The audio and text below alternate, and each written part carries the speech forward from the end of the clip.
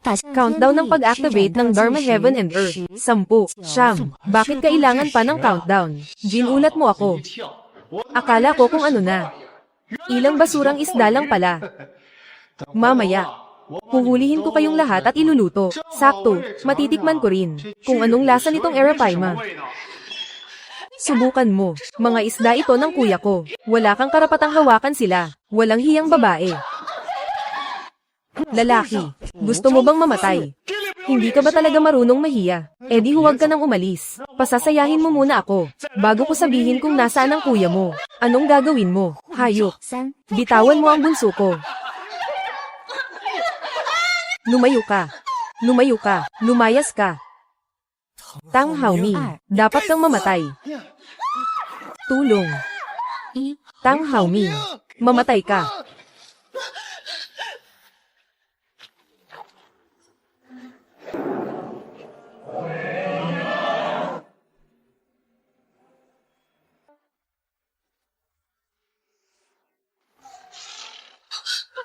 Ang boses na ito, Lin Yang. Tao ka ba o multo?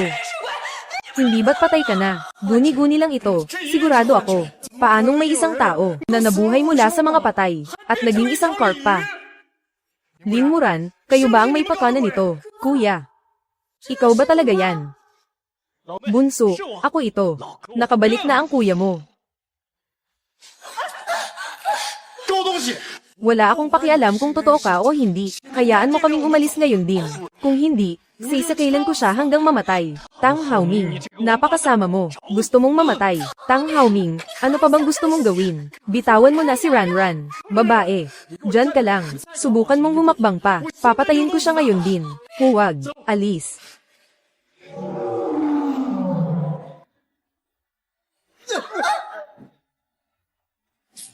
Babala, ang Dharma Heaven and Earth ay tapos na ang oras. Ubos na ang enerhiya. Maghanda ang host. Patay. Tapos na ang oras. Bunso, saluhin mo ako.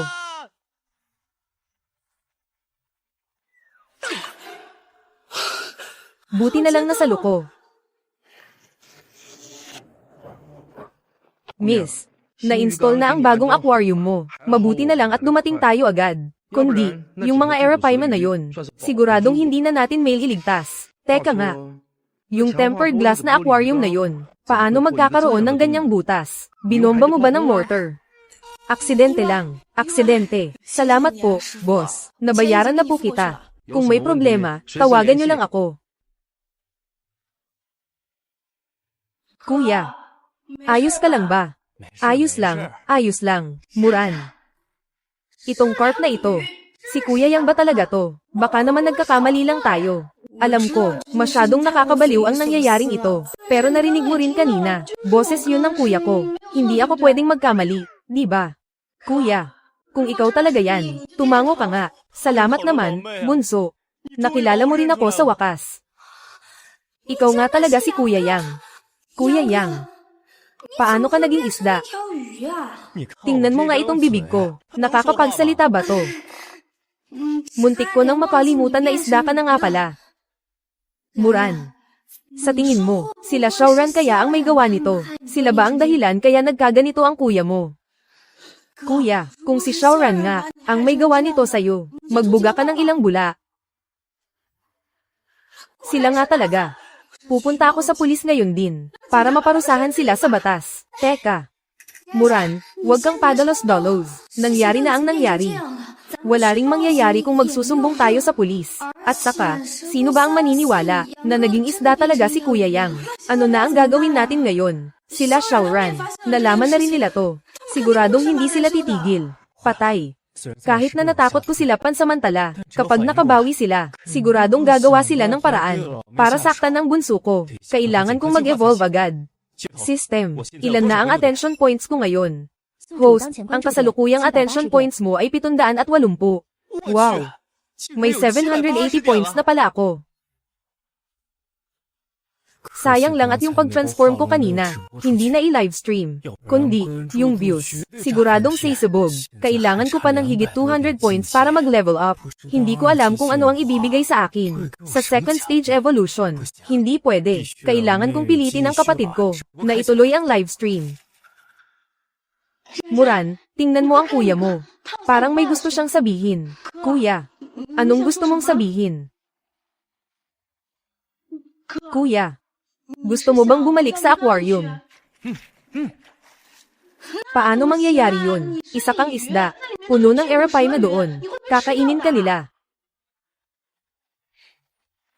Muran, sabi mo ginagawa ito ni kuya. May sarili kaya siyang plano. Gusto mo bang i-livestream ka namin gamit ang cellphone? Sige, susundin ko ang gusto mo.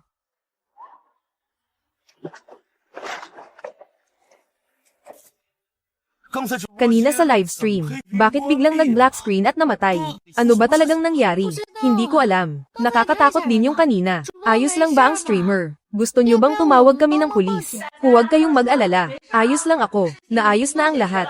Nahuli na ang masasamang tao. Mabuti naman kung ganoon. Teka, bakit nag-iba ang aquarium sa likod ng streamer? Pinalitan ba ng bago? Hindi kaya si Scarface Carp ko. Matapang na pinrotektahan ng amo niya. At nabasag niya ito. Huwag kang magyabang. Isda lang si Scarface Carp. Hindi naman bakal ang ulo niya. Hindi pwede. Hindi nila pwedeng malaman na naging isda si kuya. Guys, tama na ang biro. Ako mismo ang nakabasag ng aquarium na yun. Huwag kayong mag-alala. Ayos na ayos si Scarface Carp. Magaling, nandito na ang mga manunood. Nandito na rin ang mga supportang cast. Kulang pa ng 200 points. Ngayong araw, tatapusin ko na ito. Kukunin ko na kayong lahat. Tapos na. Tang, ano yung kanina? Si Ling Yang. Hindi kaya naging dragon talaga siya. Manahimik ka. Guni-guni lang yun. Siguradong guni-guni lang yun. Paano naman mabubuhay muli si Ling Yang? At isa pa, isda lang yun. Siguradong pagod lang tayo nitong mga nakaraang araw. Kaya tayo nalin lang ng babaeng yun, si Lin Muran. Gamit ang isang ilusyon. Pero, paano kung, walang paano kung, kahit pa si Ling Yang, ay naging isang isda talaga. Kaya ko siyang hiwain ng buhay. Mahal. Siguradong dahil lang ito sa sobrang pagod natin. Sobrang tense natin. Pag uwi ko, paparelaxin kita ng gusto. Kamakailan lang. Umorder ako ng bagong laruan. Tang, ang sama mo talaga. Ano ba to? Buong hapon na, tumatakbo kayo kapag nakikita nyo ako. Nakakuha lang ako ng mahigit 100 attention points. Ang bagal naman ng pag-farm ng points na to. Kung hindi kayo makikipag-interact sa akin, paano ako gagawa ng magandang show? Muran, nasaan na yung pamalit kong damit? Grabe, ang galing pala nitong batang si Xiao Xiao. Grabe, ano tong nakikita ko? Dumudugo ang ilong ni Scarface Carp. Naka-screenshot na. Dumudugo ang ilong ng Scarface Carp sa harap ng magandang babae. Kumpirmado, naging halimaw na ang isdang ito. Sulit na ang Kuya Scarface ko. Ano bang nakita ni Kuya Scarface? Patanjin ng picture. Gusto ko rin makita. Ay share nyo naman ang POV ni Kuya Scarface. Xiao Xiao, run run. Run run. Nakakahiya talaga. Nakita na lahat ng kuya mo. Ang manyak na isdang ito. Inosente ako. Lumabas kang nakatwalya lang para magbihis. Tapos isisisi mo sa akin. Xiao Xiao. Huwag ka na magalit. Isang isda na lang ang kuya ko ngayon. Narinig ko. Simpleng-simple lang ang mata ng isda. Malabo ang paningin nila. At saka, 7 segundo lang ang memorya nila. Baka nga nakalimutan na niya agad. Tingnan mo nga ang itsura niya. Kanina lang alam pang magpadugo ng ilong. Mukha bang malabo ang paningin niyan? Hindi pwede. Sira na ang reputasyon ko dahil sa kanya. Paano pa ako makakapag-asawa nito? Ngayong araw, kukunin ko talaga siya. At gagawing Grace Carp. Hala, huwag. Xiao Xiao. Kahit paano, kuya ko pa rin siya. Patawarin mo na siya ngayon. Madam, mali na ako. Okay. Iikot ako para sa'yo. Pwede na ba tong apology? Dahil nakikita kong seryoso ka. Papatawarin na kita ngayon. Huwag mo nang uulitin. Marunong pa umikot para humingi ng tawad. Malaking karma point sigurado kapag pinakawalan yan. Streamer, isipin mo nang pakawalan siya. Ang espiritual na kilos ng host ay nakakuha ng atensyon ng netizens. Attention points plus 20. Current points, 900. Hayaan na natin. Ibalik na siya sa kalikasan. Salamat sa pag-aalala nyo. Ang isdang ito ay napaka-espesyal. Siya ay ako. Basta, napakahalaga niya sa akin. Kaya naman, wala pa akong balak na pakawalan siya. Pakawalan. Tama. Walang view sa aquarium. Pwede akong pumunta sa lawa.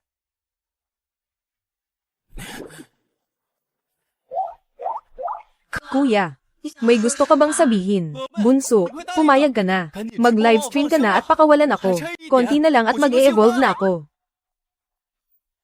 Kuya Yang, may gusto ka bang sabihin sa amin? Pero, paano ko malalaman ang sinasabi niya? Aha, alam ko na. Maghintay ka lang. Babasahin ko ang pinin ngayon, kung may gusto kang sabihin. Kapag tinuro ko ang letrang yun, tumango ka lang. I-spell namin ang gusto mong sabihin. Xiao Xiao, isa kang henyo. Xiao Xiao, ang galing mo talaga. Simulan na natin ngayon. A. Totoo ba to? Hayaan mong buuin ng isda ang pinyin. Kung talagang mabubuo iyan ng Scarface Carp, magla-livestream akong naghuhugas ng buhok ng nakatiwarik. Aray ko. Nakakapagod naman to. Sa wakas, nabuo ko rin. Ay livestream mo ako. Pakawalan mo ako sa lawa ng kuwiho. Kuya, ang ibig mong sabihin. Gusto mong mag-livestream kami gamit ang phone. Tapos pakawalan ka sa lawa ng kuwiho.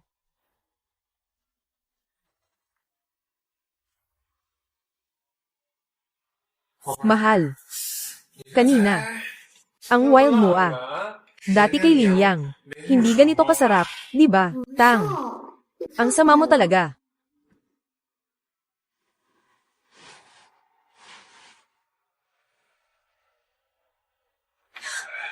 Patay.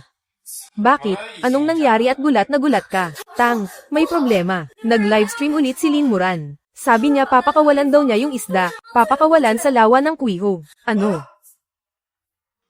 Hindi ba yun yung itinapon natin? Buisit.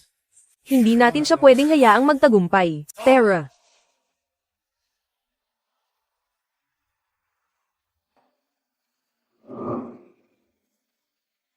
Run. Ano sa tingin mo ang iniisip niya? Hindi lang niya tayo pinapakawalan sa kanya. Pinapahanap pa niya tayo ng mangingisda, para hulihin siya. Paano kung mahuli talaga siya? Anong gagawin natin? Hindi kailanman gumagawa si kuya, ng bagay na hindi siya sigurado. Ginagawa niya to. Siguradong may dahilan siya. Naniniwala ako sa kanya.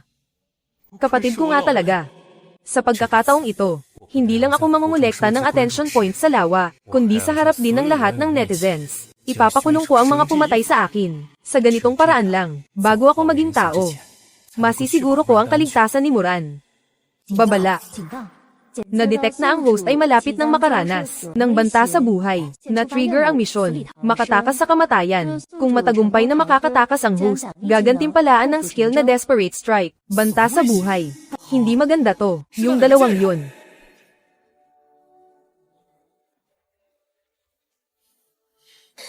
Haoming, bilisan mo pa. Sabi sa livestream, malapit na sila sa atin. Maabutan na natin sila. Ang dalawang cute na to. Ngayong araw, hindi natin sila pwedeng hayaang itapon ang isda sa lawa ng kuwiho. Kung susubukan nilang sirain ang plano ko, papatayin ko sila. Babala, ang mapanganib na target ay nasa layong 800 metro na lang mula sa host. Ang bilis humabaw ng lalaki at babaeng to. Siguradong nanood sila ng livestream. Sa bilis na to, bago pa tayo makarating sa lawa ng kuwiho, mahaharang na nila tayo. Kuya, bakit ka nagwawala dyan? Malapit na tayo sa lawa. Sangandaan. Ang ibig mong sabihin, lumiko tayo sa sanggandaang yun. Lumiko na kayo, wala nang oras para magpaliwanag. Bilis, hindi. Kuya Yang, pwede bang tumigil ka na? Ang daan na yan ay papunta sa abandonadong pabrika sa labas ng bayan. Bakit tayo liliko dyan? Hindi yan aabot sa lawa ng kuwiho. Huwag ka nang magtanong, lumiko ka na. Yung demonyong si Tang Haoming ay paparating na. Pero, makinig ka sa kuya mo. Kumapit ka ng mabuti.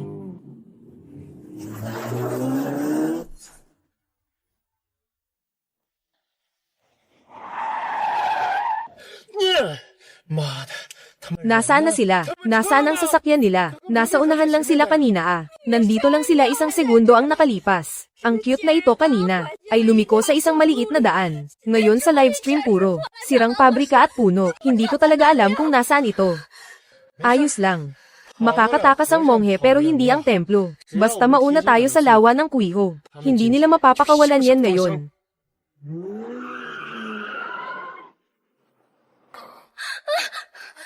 Muran, nababaliw ka na ba?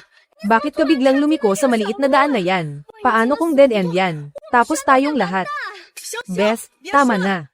Naniniwala ako sa kuya ko. Muran, hindi ka bibiguin ni kuya. Ang maliit na daan na ito, ay iilan lang na veteranong mangingisda ang nakakaalam. Kalahati lang ng oras ang magagamit kapag dumaan dito. Gusto akong pigilan ni Tang Haoming. Managinip ka ng gising.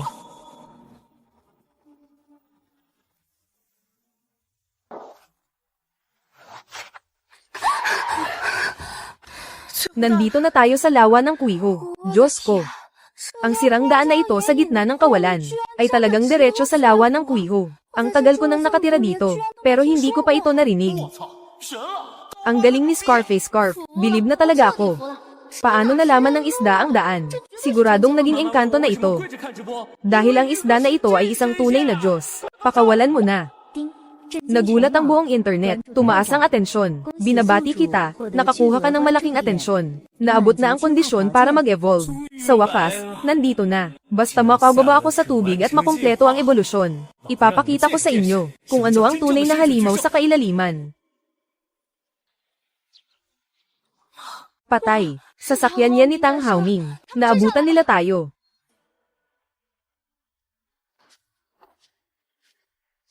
Haoming, bilis. Nandoon sila. Huwag nating hayaang makababa sa tubig ang isda na yan. Kayong dalawang cute, tumigil kayo. Ngayong araw, sisiguraduhin kong ang isda na ito ay tadteren at ipakin sa aso.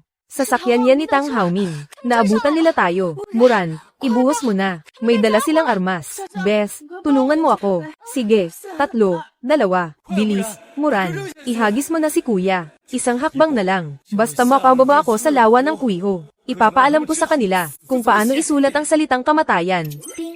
Na-detect na nasa panganib ang buhay ng host. Ibinibigay na ng maaga ang reward sa ebolusyon. Hahaha, nagtagumpay. Tang Haoming, Xiaoran. Ito na ang katapusan ninyong dalawa. Ikaw na mutanteng isda ka. Gusto mong makawala sa mga kamay ko. Huwag ka nang umasa. Mamatay ka na. Patay, ang gago na to. Anong ginagawa mo? Baliw ka ba? Ibalik mo sa akin ang isda ko. Isda ko yan. Ibalik mo na sa akin ang isda ko, Muran. Ibalik sa'yo, Lin Muran. Yung patay mong kuya, ay isang maagang namatay na multo. Ang isdang yan ay mas kaawa-awa pa. Huwag nang umasa ang isdang to na mabubuhay pa. Xiaoran, sumusobra na kayo. Tumakbo ka na. Ikaw na mutanteng isda ka. Bakit hindi ka na tumatakbo? Di ba ang galing mong magpumiglas kanina? Sinasabi ko sa'yo, dudurugin kita ngayon din.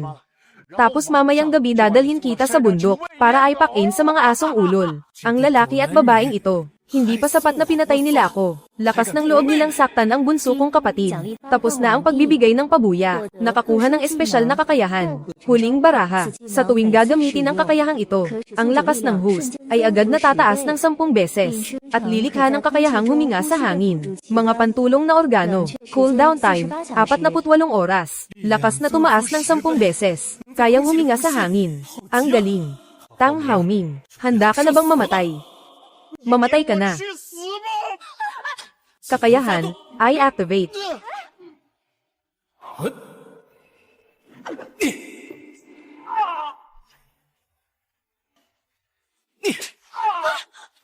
Ano ito? Haoming, ayos ka lang ba? Ayos ka lang ba?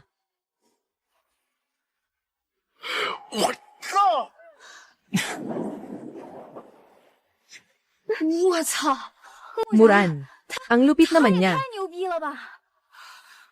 Kuya, kayong dalawang babae. Hindi ko man mahuli ang isang isda, hindi ko ba kayo kayang patayin? Subukan nyo kaming saktan ulit. May hawak kang sirang cellphone, sinong tinatakot mo? Tinatakot. Tingnan mong mabuti. Kanina pa kami naka-livestream. Ngayon, may mahigit 100,000 mata sa livestream na nakatingin sa'yo. Tumawag ng pulis. Nananakit ng babae sa gitna ng araw. Sino ba tong lalaking to? Ang yabang naman. Ay, dox siya. Sige. Naka-livestream pala ha. Pinakawalan pala ha. Dahil pinakawalan nyo ang isdang ito, dito sa lawa ng Kuiho. Ibig sabihin ngayon, wala na itong may-ari. Hindi ko man ito mahuli gamit ang net. Hindi ba ako pwedeng maghanap ng tao para bingwitin ito? Tang Haoming, anong ibig mong sabihin? Anong gagawin ko ngayong araw? Hihiwin ko ito ng pira-piraso.